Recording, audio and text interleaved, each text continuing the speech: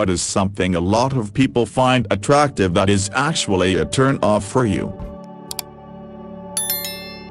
Cosmetics and plastic surgeries are much more common than we think. I knew a coworker who had a smile on his face every single day, even when he was kind of irritated. His mouth would just sit in a smile. I was like, I wish I could do that. Then I found out he just had cheek implants to raise his cheeks and I felt dumb. Yep, people get pissy when I suggest Paul Rudd has had work done. Guy has had more Botox, chemical peels and treatments than can be counted to stay looking like he does. He just has his done well, done in small increments so no sudden changes and done often so he stays looking fresh. I would suggest at a high enough disposable income point and up it would be hard to find a man or woman who hasn't had some work done, even if it's just an injectable, something to make their hair grow, eyebrows shaped. I think most people below that income point don't understand just what is available. Getting my brows shaped every couple of months costs me like $10. This makes me think that once you're past a certain income bracket, procedures that middle-class people would consider invasive become increasingly normal. For example, mostly injectables like Botox and filler. Sometimes we role-play during foreplay, but honestly it mostly involves bad accents, sexual innuendo and terrible puns. We're usually both laughing. It's fun. I don't think sex always needs to be solemn passionate lovemaking. Part of what attracts me to him is how funny he is, and the role-playing stuff turns me on, but not for the reasons you might think. Any level of machismo or physical aggression in men. I do not want you to get mad in my defense over little things. I also do not want to see you punch a wall in your rage. I will actually end up worrying that you are going to pick a dumb fight or break something over a stupid thing. Your rage makes me nervous even if it's not directed at me. It's not a turn on, like sure, if someone is actually trying to hurt me or creep on me, I don't mind a guy stepping in to help, but it should be a last resort. I much prefer a man who wants to just leave or escalate a situation as calmly as possible. Yes, on my first date with my now boyfriend, we were in a drive-thru to get drinks and these crackheads in front of us got out and started yelling saying we were staring at them. We weren't, and instead of getting all aggressive back, my BF calmly told them to just get back in their car and completely de-escalated the situation. I told him months later that the situation was something that made me like him even more, and really showed his character. He was shocked. He thought I would have wanted him to fight them or something, but he doesn't like to fight unless it's totally necessary. Most fascinating thing, I was mocked in school for having extremely long, thick lashes. Spider Eye they would call me. Now they're running to salons trying to get that very thing done for a lot of money. I once had a dude in a club try to rip off my fake lashes. He was so pissed at fake everything, he felt he needed to teach me a lesson. He made my lid pop off my eye socket with an audible smack. Edit, oh wowzers, did not see this comment blow up coming. So, to clarify a few things, what happened next was that I yelled at the dude, WTF is wrong with you?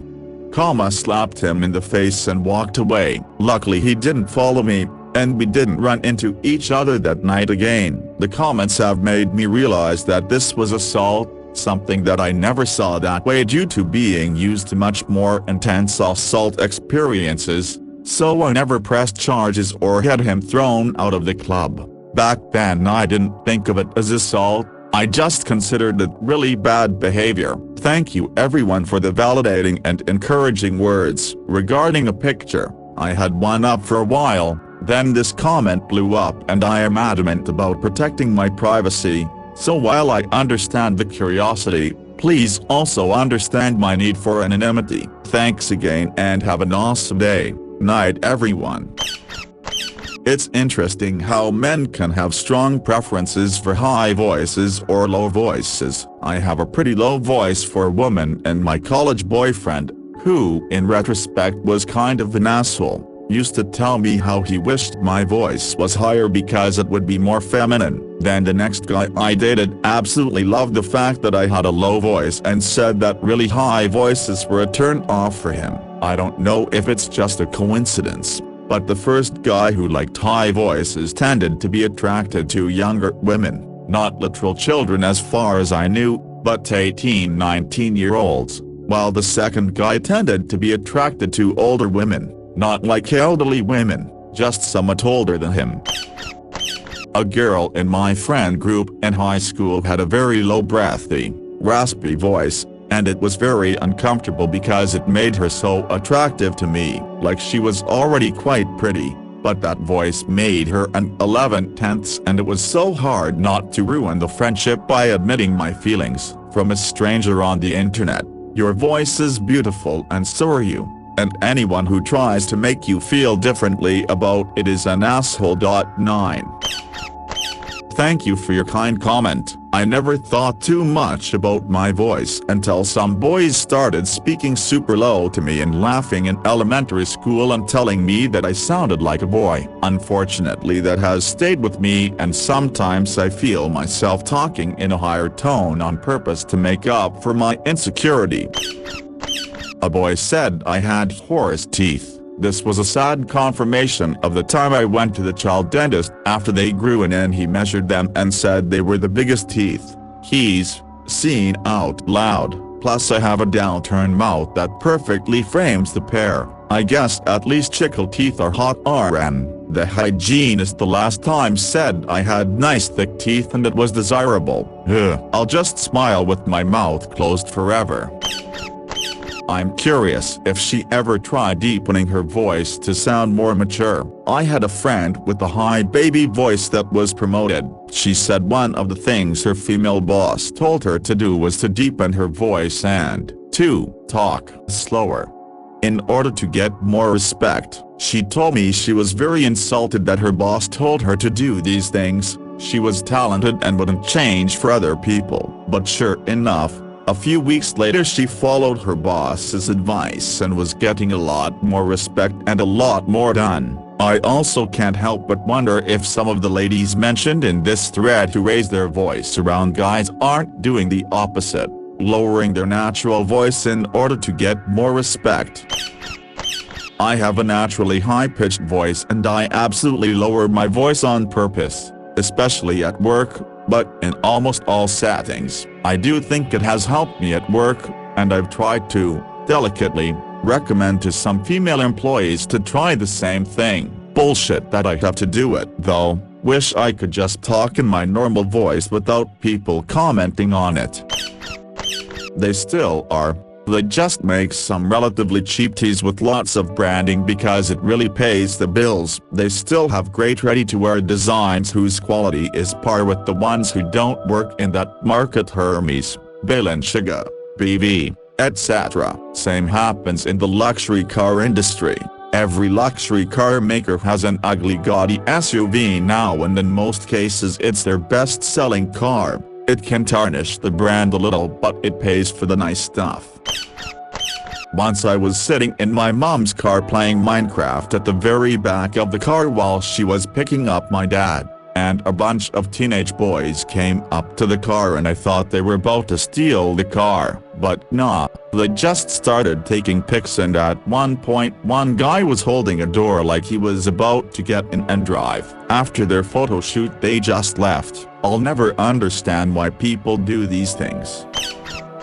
Tact. Most people don't want to hear the blunt truth. Tact is the skill of telling people what they need to hear so that they eventually end up understanding the truth without being slapped in the face by it. Being not afraid to speak my mind is a lack of having tact. It's not a good thing. It's a sign of poor impulse control and a huge turn-off. I made it so clear to my now fiancé that I hated this shit, so he found the most beautiful, secluded spot on the Grand Canyon rim hike and proposed there. I loved it so much I kept the map they give you at the visitor center, put a heart over the exact spot, and framed it so it now hangs over our bed. Most drug-free bodybuilders actually don't look super huge until the shirt comes off. I don't have a problem with people using them, but drugs have really skewed people's perspectives of what drug-free bodybuilding looks like. Edit: look up the WNBF, World Natural Bodybuilding Federation, if you want to see what the creme de la creme of natural bodybuilding looks like. And even those people look less insane when they aren't super lean for the competition. You can only stay that lean for short periods of time. Especially because it's way more common than people think. There'd be very few people on TV or in the movies who haven't used performance-enhancing drugs to achieve their bodies. But in interviews it's always just diet and exercise and a really good PT. They always leave out what's really going on, so everyone works so hard towards these borderline impossible to get and maintain bodies with an unhealthy fervor. I had a mid-20s Marine argue with me that Ronnie motherfucking Coleman was natural. He was just massive because he outworked everyone. This was a full-grown man who exercised rigorously 5+ days per week and was adamant that it was possible. That was a massively eye-opening day for me about how little people know about what's truly possible for the human body without pharmacological intervention.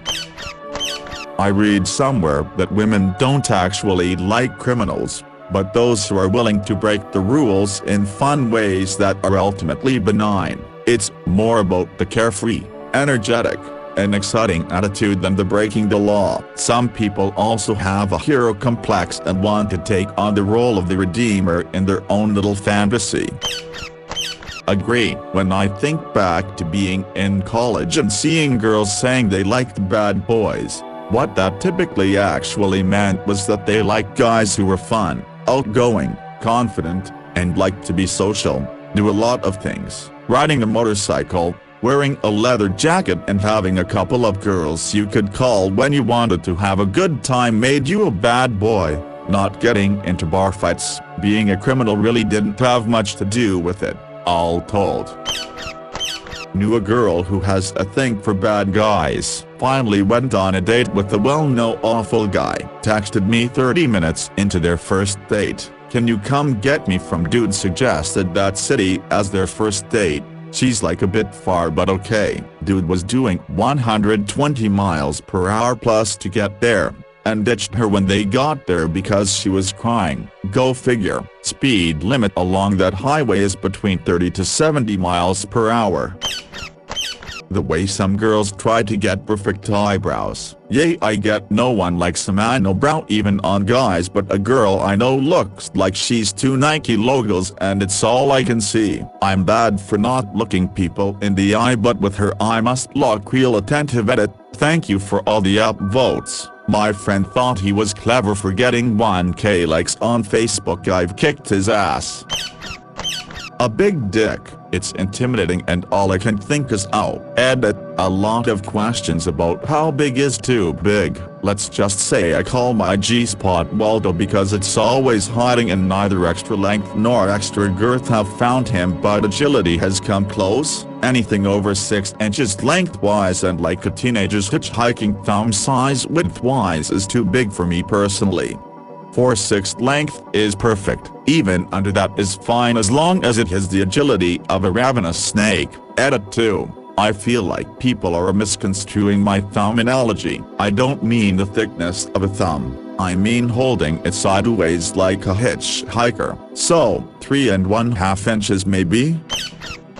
Our friend should do lots of foreplay before any penetration. When she's finally begging for sex, try putting it in only halfway at first for a bit. Don't be bending her like a pretzel right away. Just take it easy and slow at first. When positions, angle or speed changes, keep asking how it feels so your partners will feel comfortable with giving you feedback. If it becomes too intense, make it flirtatious and fun. I promise that consideration won't ruin the mood. How's that? Do you like that? You still good, babe? You want clear affirmations, otherwise stop. Missionary and prone bone positions are the safest bet. If you're a short king or she's too thick, you might have to modify prone bone by putting a pillow under her hips. B. Have one of her legs bent and pulled up, or C. Have her laying more on her side. Doggy is usually too painful, intense, at the beginning, at least, but if you like the view, ask for reverse cowgirl so she's in control of the depth, angle, and speed. Praise is usually great lol. Actually praise is amazing IMO. Larger guys can be intimidating so tell her she's doing so well, that it feels amazing, etc. It takes us out of our heads and makes it fun knowing that you're enjoying yourself too. Make sure she knows her comfort and pleasure is of the utmost importance too though. Consent needs to be enthusiastic during every sexual encounter and may be revoked at any time. If she seems uncomfortable or hesitant, check in and see if she's okay. If she asks to stop, understand no and stop are both full sentences, and stop right away. Every partner is different though in their preferences, so communicate your likes and dislikes with each other and explore your bodies. I hope your friend has fun and finds this helpful. Edit. Controversial oral bonus tip to explore, if you're both willing. I've struggled in the past with oral on my ex's meat monster of a dick, and had to experiment to find what worked for me to also be comfortable during the act. Personally, I prefer laying on my back with my head hanging off of the bed, not in a porno, face fucking kind of way, though. Men, for the love of God, never default to thrusting during oral. I like to reach back and gently glide their hips towards my mouth with my hands. The gravity and positioning opens my airways, releases jaw tension, and reduces my gag reflex. Not for everyone, but don't knock it till you try it. You can kind of mix up angles so you're working your stroke game instead of your jackhammer game. I don't have a dick so I can't describe as well as I wish, but let me try here.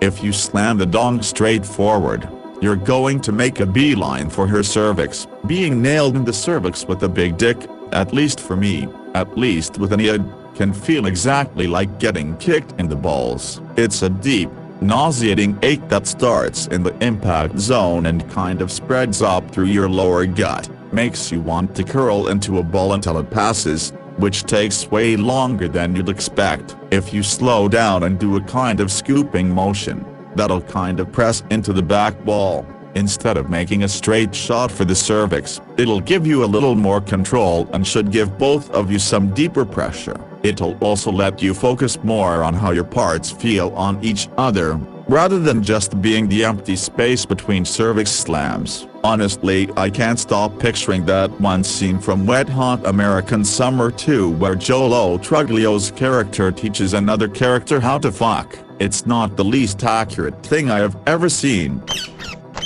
My very abusive ex didn't understand no means no, and that her acting cold toward me was an indication that the relationship was failing, not that she wanted attention. This extended even to her breaking up with me as a test and that I should pine after her and pursue her. I told her that she's a full-ass adult and so am I. If I get dumped, the relationship is over, no further inquiries are wanted or needed. If she didn't want to be broken up, she shouldn't have broken things off, and proceed to date another guy immediately after and fuck one of my best friends right afterward.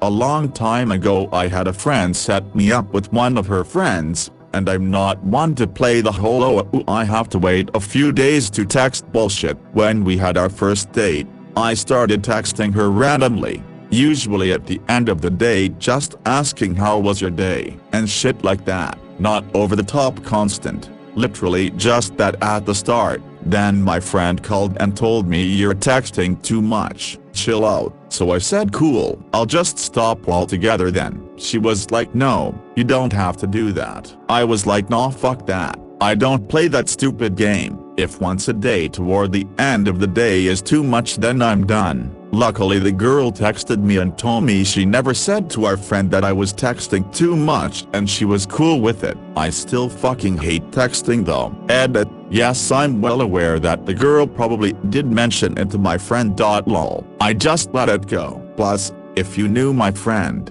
I wouldn't doubt that she actually did make it up herself. She is insane, friend, not girl I dated. Although girl I dated is kind of insane as well, just not nearly as bad. Lol.